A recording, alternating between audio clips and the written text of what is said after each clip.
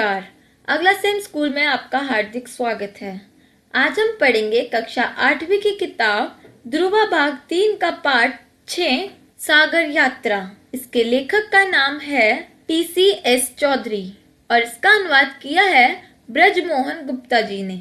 तो चलिए अब इसके शुरू करते हैं प्रश्न उत्तर। इसका पहला प्रश्न है, सागर यात्रा में नौका को संभालने के लिए हर समय एक व्यक्ति की जरूरत थी, क्यों? इसका उत्तर है, सागर यात्रा में नौका संभालने के लिए हर समय एक व्यक्ति की आवश्यकता होती है ताकि वह उसका चक्का संभाले रखे और द्वीपों तथा व्हेल मछलियों पर नजर रखे। इसका दूसरा भाग कहता है, वे लोग समुद्र की यात्रा कर रहे थे। समुद्र यात्रा में भी उन्हें पानी की समस्या क्यों हुई? इसका उत्तर है, समुद्र का पानी खारा होता है, ना तो पीने योग्य होता है और ना ही नहाने योग्य। नहाने से बदन में चिपचिपाहट हो जाती है, अतः समुद्र में यात्रा करते समय पर्याप्त मात्रा में पानी होना चाहिए। तो चलिए बच्चों इसके दूसरे प्रश्न की ओर। हम सब इस अभियान के खतरों को जानते थे। समुद्री यात्रा में उन यात्रियों को कौन कौन से खतरों और परेशानियों का सामना करना पड़ा था? इसका उत्तर है, समुद्री यात्रा में सबसे ज्यादा परेशानी पानी तथा व्हेल मछलियों की थी। फिर तूफानों, तेज हवाओं का खतरा भी रहता है। तूफान में एक बार जहाज दूर बहकर चला गया तो उन्हें लगा उनकी नौका चट्टान से टकराकर टूट जाएगी। उनके सारे रक्षक उपकरण भी खो गए। 15 दिनों के लिए उनका रेडियो संपर्क टूट गया। समझ गया कि तृष्णा लापता हो गई है, परंतु फिर हम अपनी राह पहुंचने में सफल हो गए।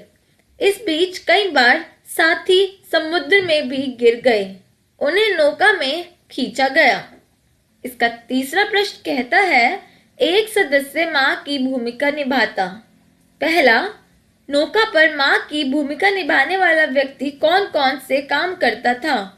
इसका उत्तर है, नौका पर माँ की भूमिका निभाने वाला व्यक्ति खाना पकाना, बर्तन मांजने, शौचालय की सफाई, नौका की सफाई आदि सभी काम करता था। दूसरा, तुम्हारे विचार से उन कामों को माँ के कामों की उपमा क्यों दी गई होगी? इसका उत्तर है, हमारे विचार से माँ की उपमा इसलिए दी गई है क्योंकि सबकी देखभाल एक माँ ही कर सकती है और यह काम भी ऐसा ही था। तो चलिए अब इसके तीसरे भाग की तरफ। क्या तुमने कभी किसी के लिए माँ की भूमिका निभाई है?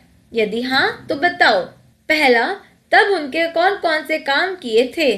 इसका उत्तर है, माँ और पिताजी को रोटी परोसी, घर के बर्तन भी धोने की, दवा पानी की पूरी जिम्मेदारी निभाई, घर में साफ सफाई का भी काम किया है। दूसरा, वे काम क्यों और किस लिए किए थे? इसका उत्तर है, जब एक बार माँ पिताजी की तबीयत खराब हुई तो घर पर और कोई नहीं था, इसलिए ये सब काम करने पड़े। माँ और पिताजी की ऐसी स्थिति देखकर मुझे परेशानी और दुख हुआ था, इसलिए ये काम मैंने किया। इसका चौथा भाग है, तुम्हारी माँ या घर का अन्य कोई सदस्य सुबह उठने से लेकर रात को सोने तक कौन कौन से काम करता है? सूची बनाओ। इसका उत्तर है, हमारी माँ सुबह उठकर सफाई करती है, कपड़े धोती है, नहाती है, पूजा पाठ करती है, खाना बनाती है, हमें तैयार करती है, हमारे जाने के बाद दोपहर का खाना बनाने में जुट जाती है, हमारे आने पर हमारा मुंह हाथ धुलते हैं, हमें खाना परोसती है, दोपहर के बर्तन धोती है, हमें पढ़ाती है, शाम को हमारे साथ बाग में जाती है जहाँ वह हमारे साथ खेलती भी है, बाग से आते हुए वह सब्जी लाती है, घर आकर रात का खाना बनाती है, सबको खाना खिलाने के बाद रसोई घर की साफ सफाई करके ही सोती है। ये सभी काम वह हमारे लिए हमेशा करती है। तो चलिए बच्चों इसका चौथा प्रश्न देखते हैं क्या कहता है। सागर के यात्रियों को पानी के कारण बहुत परेशानी होती थी, बताओ। पहला, उन्हें पानी के कारण क्या क्या परेशानियां हुई? इसका उत्तर है, उन्हें नहाने को नहीं मिला, पीने के पानी की भी समस्या थी। दूसरा, क्या तुम्हारे आसपास भी पानी की समस्या होती है? उसके बारे में बताओ। इसका उत्तर है, हमारे यहाँ कभी कभी पानी बिल्कुल चला जाता है। उस समय पीने, नहाने, खाना बनाने के लिए पानी नहीं होता। अक्सर पानी भर कर रखना पड़ता है, परंतु वह भी कम हो जाता है। इधर उधर से मांगना पड़ता है या फिर खरीदना पड़ता है। इसका तीसरा भाग कहता है, उस समस्या का समाधान कैसे किया जा सकता है? इसका उत्तर है, पानी को बेकार ना बहाएं, जरूरत के हिसाब से ही खर्च करें। सड़कों पर टूटे हुए पाइप की मरम्मत के लिए विभाग पर जोर डालें। इसके अलावा पानी आने के समय उसे स्टोर करके रखें। तो इसके 5वें प्रश्न की ओर अब चलते हैं। तुमने अभी 10 भारतीय यात्रियों की एक अनूठी यात्रा की कहानी पढ़ी। तुम भी अपनी या किसी अन्य व्यक्ति की एक यात्रा के बारे में बताओ। तुम चाहो तो ये बातें बता सकते हो। पहला, वह यात्रा कहाँ की थी? कितने दिनों की थी? यात्रा कैसे की? इसका उत्तर है, हमने दिल्ली से मुंबई, पूना, नासिक, शिरडी की यात्रा की। ये यात्रा करीब 15 दिन की थी। दिल्ली से मुंबई रेल से पहुंचे। दूसरा, उसमें कौन कौन सी समस्या आई? इसका उत्तर है, रेल के टिकट बहुत ही कठिनाई से मिले। एक बार तो लगा वापस लौटना पड़ेगा, पर किसी तरह टिकट मिल गया और हमने यात्रा शुरू की। मुंबई पहुंचने पर देखा कि बारिश हो रही है। जगह जगह पानी भर गया था। इसका तीसरा प्रश्न है, उन समस्याओं को कैसे दूर किया गया? इसका उत्तर है, किसी तरह पूना पहुंचे, फिर पूना से नासिक गए। एक ही दिन में नासिक और शिरडी की यात्रा की। पूरी रात बस से सफर किया, जो बड़ा खतरनाक लग रहा था क्योंकि बारिश के दिन थे। सड़कें गीली व खाली थी। अत्यधिक वर्षा के कारण पानी भरा हुआ था। सड़कें टूट गई थी, जिससे एक्सीडेंट होने का भी खतरा बना हुआ था। परंतु जैसे तैसे भगवान का नाम लेकर यात्रा पूरी करके लौट आए और चैन की सांस ली। इसका चौथा भाग कहता है, उस यात्रा में किन किन लोगों से मिले? इसका उत्तर है, उस यात्रा में अपने कई रिश्तेदारों से मिले। कुछ ऐसे लोग भी थे जो पहली बार मिले, परंतु उनसे अच्छी खासी दोस्ती हो गई। पांचवा है, कौन कौन सी चीजें, पेड़ पौधे आदि पहली बार देखे?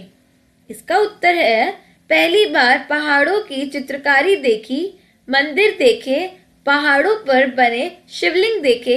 यह बहुत ही मनोहर दृश्य था। तो बच्चों, चलते हैं अब हम छठे प्रश्न की ओर। बंदरगाह समुद्र के किनारे की वह जगह होती है जहां पानी के जहाज, नौकाएं आदि ठहरते हैं। पता लगाओ इन जगहों पर क्या होता है। इसका उत्तर है, पहला, अस्तबल, घोड़े रखने की जगह। दूसरा, हवाई अड्डा, जहां हवाई जहाज आके रुकते हैं। तीसरा, पोस्ट ऑफिस। इसका उत्तर है, इस स्थान पर चिट्ठी आदि डाले जाते हैं व टिकटें मिलती हैं। चौथा, अस्पताल, यहाँ रोगियों का इलाज होता है। पांचवा, न्यायालय, यहाँ कानूनी कार्रवाई होती है, न्याय मिलता है। और छठा है बाजार, यहाँ से हम सभी वस्तुएं खरीदते और बेचते हैं। तो चलिए बच्चों, इसके 8वें प्रश्न की ओर। इस कठिन दिनचर्या के कारण शतरंज खेलने के लिए समय ही नहीं मिलता था। यदि उन नाविकों के पास समय होता तो वे नौका पर कौन कौन से खेल खेल सकते थे? सूची बनाओ। इसका उत्तर है, पहला, शतरंज। दूसरा, लूडो। तीसरा, कैरम। चौथा, ताश। पांचवा, पजल गेम। तो इसका 9वां प्रश्न कहता है, दिन में एक बार हम नौका पर खुशी का घंटा बिताते। यदि तुम्हें स्कूल में खुशी का घंटा बिताने का मौका मिले तो तुम उस 1 घंटे में कौन कौन से काम करना चाहोगे? इसका उत्तर है, यदि हमें स्कूल में खुशी का घंटा बिताने का मौका मिले तो हम उस 1 घंटे में खूब खेलेंगे और दोस्तों से बातें करेंगे। इसका 10वां प्रश्न कहता है, हम सब इस अभियान के खतरों को जानते थे।